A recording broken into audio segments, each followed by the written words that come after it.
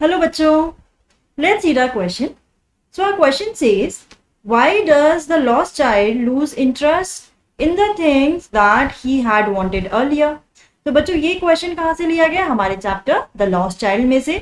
अब देखिए क्या पूछा गया है क्वेश्चन में से कि जो बच्चा है जब खो जाता है, पहले वो फेयर में से इतनी सारी चीजें खरीदना चाहता था, उसे हर छोटी चीज अट्रैक्ट कर रही थी, लेकिन पेरेंट्स से जब वो अलग हो गया, जब उसको ये पता लग गया कि वो अब अपने पेरेंट्स के साथ नहीं है, पता नहीं कब मिलेगा उनसे, या फिर उसके दिल में जो डर आ गया था, ठीक है, अलग होने का, सेपरेशन का, उसके बाद उसे वो सब चीजें अच्छी क्यों नहीं लगती जो उसे बहुत ही अच्छी लग रही थी पहले अपने पेरेंट्स के साथ। तो चलिए समझते हैं इसका answer. The lost child loses interest in the things that he wanted earlier because he was terrified at being separated from his parents.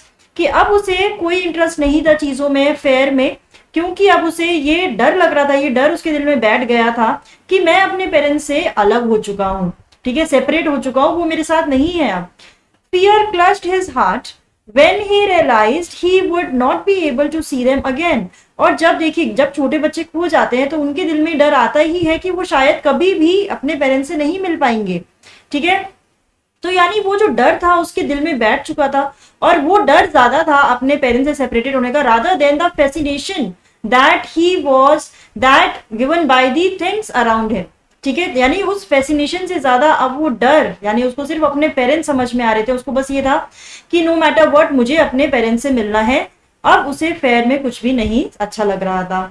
He also meets a noble and a kind man who wants to console him and tries to buy things for him. अब देखिए उसके पास ये मौका था कि वो चीजें खरीद सकता था, क्योंकि एक बहुत ही काइंड पर्सन उसे मिलता है जो उसको संभालता है, कंसोल करता है, सूद करने की कोशिश करता है उसे, और बोलता है कि आप ये चीजें खरीदो ताकि वो खुश हो जाए। लेकिन तब भी अब उसे वो सब चीजें नहीं खरीदनी, ठीक है। But all those things lose their charm and beauty because they cannot replace his parents. क्योंकि भाई आपके पेरेंट्स अगर आपके साथ नहीं है तो आप लाइफ में किसी भी मटेरियलिस्टिक चीज को एंजॉय नहीं कर सकते। कोई भी मटेरियलिस्टिक चीज आपके पेरेंट्स को रिप्लेस नहीं कर सकती, नो मैटर। यहाँ पर तो हम छोटे बच्चे की बात कर रहे हैं, उसके लिए तो वो चीजें बिल्कुल नई थी, न्यू थी, जिनको वो खरीदना चाहता था, जिनके लिए वो बार बार पीछे हट रहा था, अपने पेरेंट्स से पेस अप नहीं कर पा रहा था। लेकिन उसके लिए भी अब सबसे इंपॉर्टेंट क्या था? टू गेट और to meet his parents first, कि पहले उसको अपने पेरेंट्स चाहिए थे, ठीक है। This shows that the materialistic things may look attractive but they can never replace the strong and loving bond with the parents, ठीक है।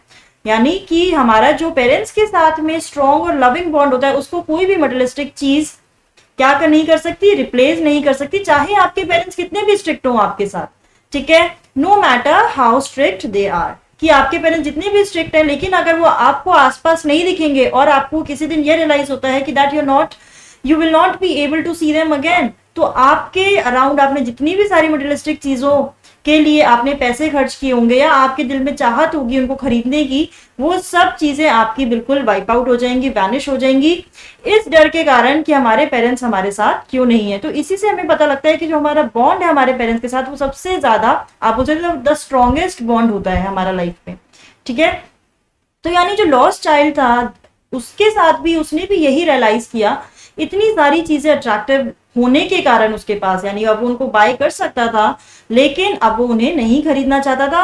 All he wants to meet his parents. तो बच्चों आई होप आपको इसका answer समझ में आया होगा। All the best.